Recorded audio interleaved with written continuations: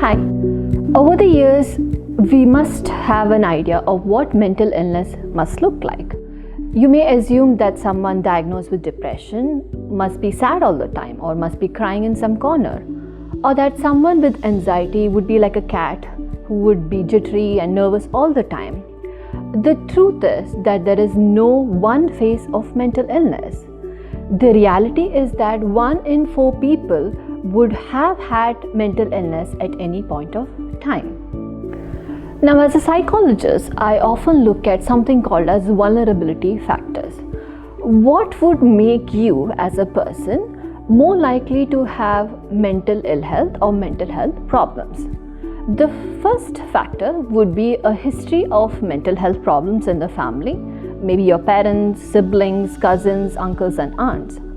The second factor would be, how are you as a person? Are you someone who is very cheerful, very optimistic? Or are you someone who is very impulsive?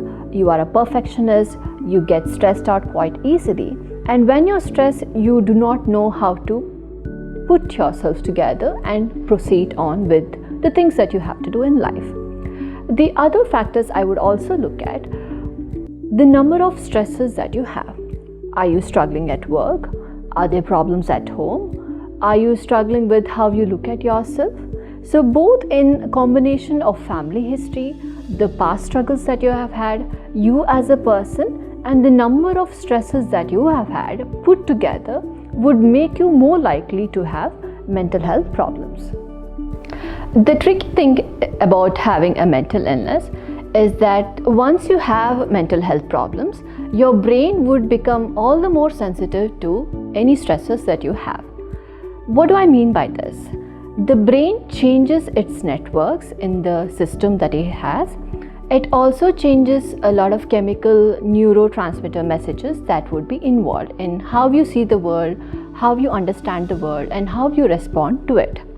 Now, what psychological interventions does is that it is designed to give you back the control and help you to modulate in your behavior and your responses such that the changes that has occurred in the brain would also be reversed.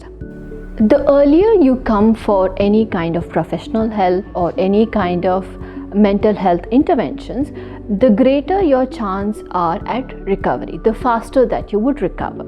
So if you have been struggling with mental health problems, be it being more anxious, not being able to sleep, or not being able to eat healthy, and this has persisted for over 3 weeks continuously, more or less, then it would be a right time for you to seek help, just to see how are things, whether you are on the right track, whether you need professional help, or it's just the fact that life is a bit difficult for you.